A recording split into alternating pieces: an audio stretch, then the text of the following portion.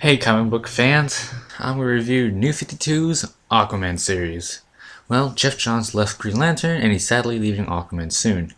If you've seen my expectation video, you know this is my favorite current series, and I think it has to do with Johns' writing because it's fantastic.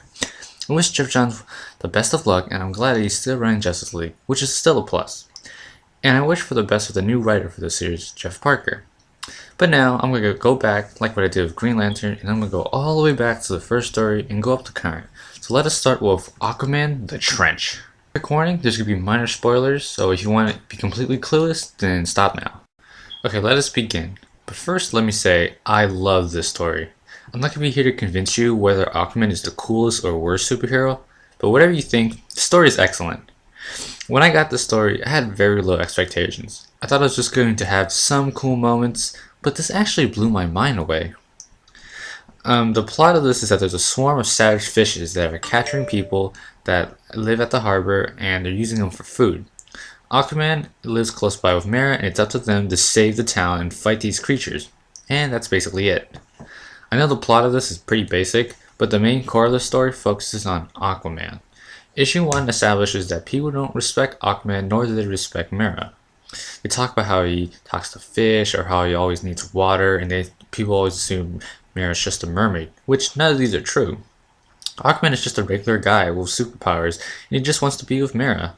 But when a truly deadly swarm of creatures arise from the water, Aquaman is the only one who can stop them, and he does so even when people still disrespect him. In the end, he gets the respect he finally deserves, and he saves the day. I like how Jeff Johns actually portrays Aquaman and Mera as heroes, as in the end, that's something they really deserve. It's also really cool how there's also a lot of misconceptions of Aquaman and Mera that are debunked in this, especially in issue 1.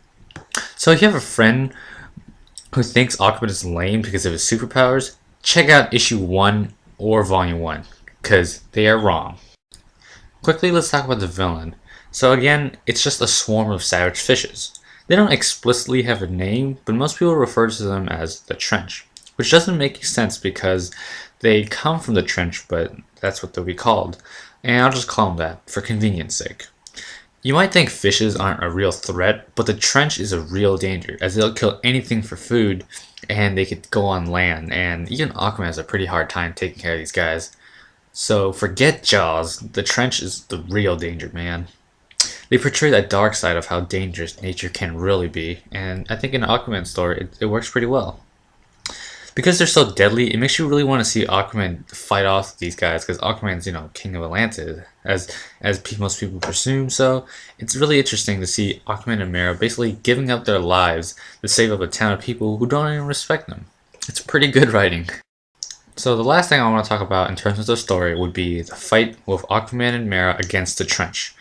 It has to be one of the greatest scenes I've ever read in a comic book. The tension builds up and it shows Aquaman being a complete badass. It just blew my mind away on how epic and amazing this was.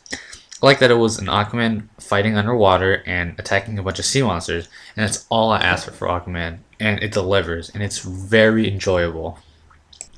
If you got the trade back for this story, it also comes with issue 5 and issue 6, and these issues are mostly fillers. Issue 5 is an interesting story as it shows Aquaman in a desert without really much water. It's mostly a prelude to a later Aquaman story, and possibly Death of a King. The best scene in this issue has to be when Aquaman hallucinates and he sees his dad, which to me was a very powerful and emotional scene. It's great. Issue 6 is the standalone Mera story, definitely a filler that focuses more on character development. The way issue 1 clears misconceptions and establishes Aquaman as a badass, issue 6 is the same but for Mera. It's interesting and entertaining, but again, just a filler. Overall, the story arc is just a great story. It might be simple, but it's a brilliant way to establish characters to a great series. If you get Aquaman Volume 1, you'll collect issues 1 through 6, which is good, and it's more for your buck. I give Aquaman the Trench a perfect 5 out of 5. The story might be considered plain and a generic story, but the storytelling is fantastic, and the characters and plot is so compelling, and the story is just very entertaining, enjoyable, and fun. And isn't that the point of comics?